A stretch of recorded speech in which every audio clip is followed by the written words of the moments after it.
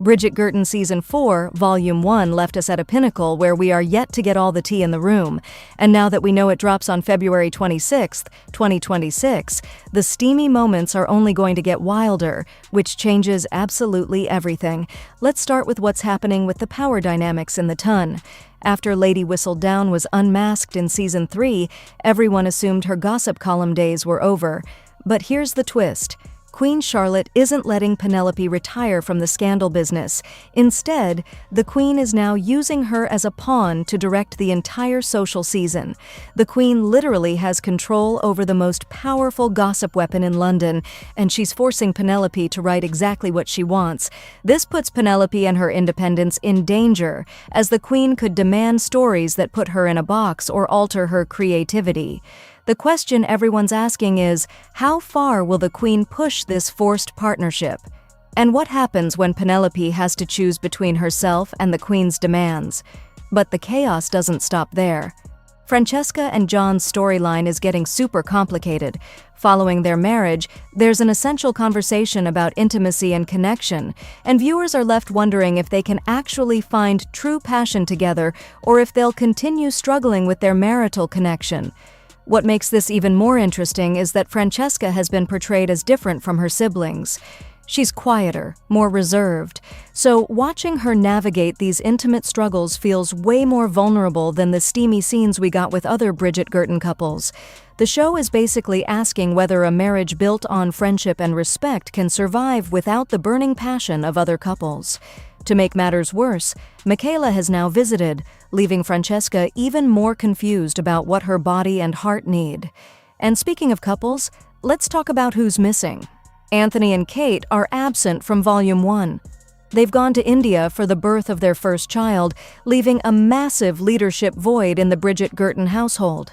Without the Viscount and Viscountess around, there's no one really steering the family ship, but in Volume 2, we can expect them to be back and change the narrative with their child. However, another popular narrative for many Bridgerton and Queen Charlotte lovers is the difficulty of finding shows that truly scratch that same royal romantic itch. Marie Antoinette and Victoria are perfect examples, both centered around powerful queens and early reign drama. But here is the frustrating part. If you live in the US, Marie Antoinette is completely hidden. It does not even show up unless you switch to the UK. And if you are not in the US or the UK, Victoria disappears too. Same subscriptions, locked content. That is why I use NordVPN. One click, change your location, and suddenly the shows you are already paying for actually appear. The link is in the description. Then there's Eloise's storyline, which honestly feels like a new beginning for her. After her rebellion in previous seasons, Eloise might have a different perspective. However, she still hates the whole marriage mart drama and men especially putting her future role and romantic prospects completely in question. Some fans think her role this season is setting up for a bigger storyline for Season 5. Others worry that Eloise is being sidelined because the show doesn't know how to balance her feminist ideals with the series' romantic requirements. But here's where things get really interesting. Benedict's storyline is heating up in a major way, and something is brewing that nobody saw coming. Following the masked ball from Volume 1, Benedict is entirely obsessed with the mysterious woman he met. The problem is he has no idea who she actually is, but assumes she might be from a noble family, which contradicts what he shares with Sophie Beck. The class differences storyline comes into play here. And this is where Bridgerton gets really interesting because the show has always danced around the issue of servants. We see the staff, but they're usually just background characters. Volume 2 is changing that in a significant way.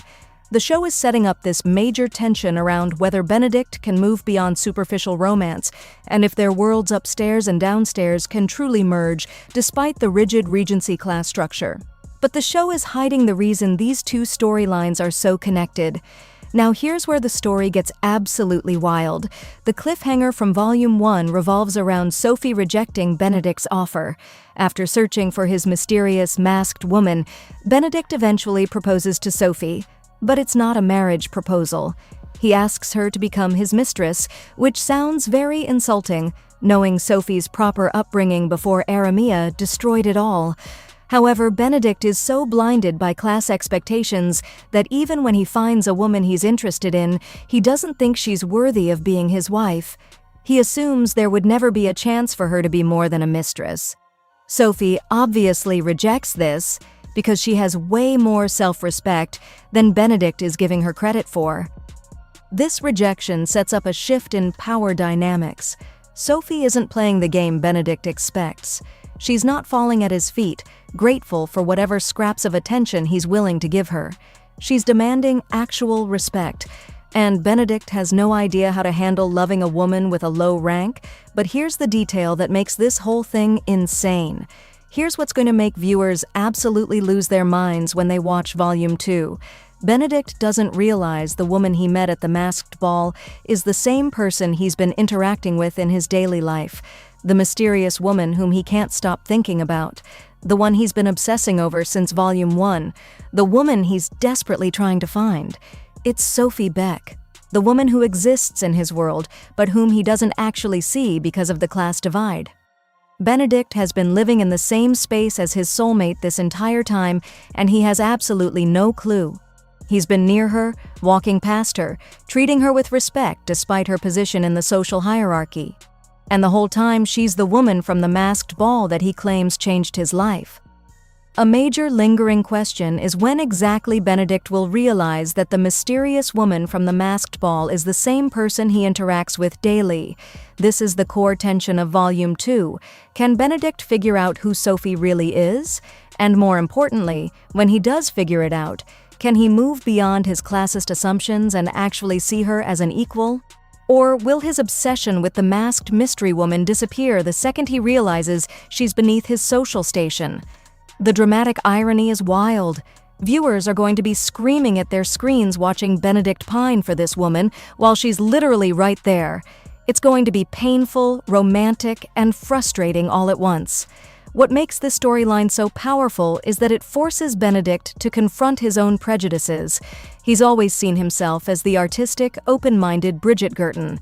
He's not as rigid as Anthony, not as rule-bound as his mother, but when it comes down to it, Benedict is still a product of his class. He still sees certain people as different. He still thinks there's a natural hierarchy that shouldn't be crossed.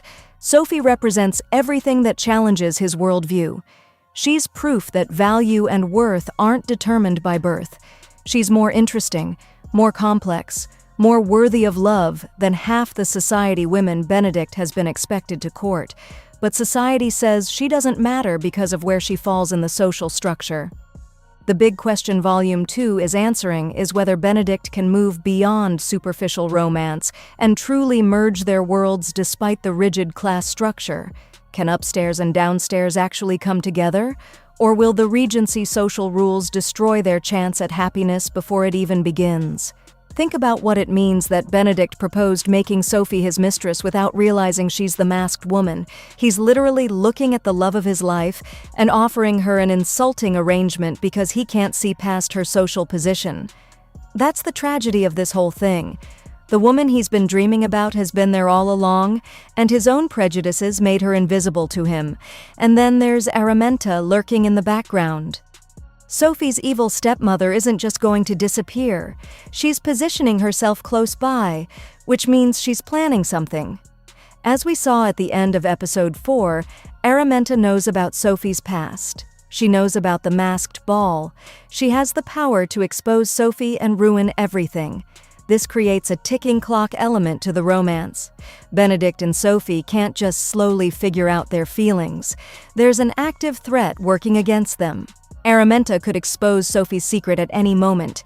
She could reveal to the entire ton that someone below their station crashed the masked ball and caught the eye of a Bridgerton. The scandal would destroy both of them. Volume 2 is setting up a collision course between love and societal expectations, between personal desire and class obligations, between who Benedict thinks he should be and who he actually is when he strips away all the privilege and prejudice. The fact that Benedict and Sophie's story unfolds while Anthony and Kate are away makes it even more significant. There's no one around to guide Benedict through this. No one to tell him that love matters more than status. He has to figure this out on his own, and based on his mistress's proposal to someone he doesn't even recognize, he's not off to a great start. The show is basically saying that Benedict clashes with Sophie regularly, treats her like a princess, can no longer hide his feelings for her, and somehow doesn't connect her to the woman who rocked his world at the masked ball. That's how blind privilege makes people. That's how deep the class divide runs. A woman can completely transform Benedict's understanding of love and connection, and the second he sees her in the wrong context, she becomes different again. Bridgerton Season 4 Volume 2 drops on February 26, 2026, and based on these plot points, it's going to be the most emotionally complex season yet. The show is finally tackling the class issues it's been dancing around for 3 seasons. It's asking hard questions about who deserves love and respect, and it's forcing its most privileged characters to confront their own blind spots.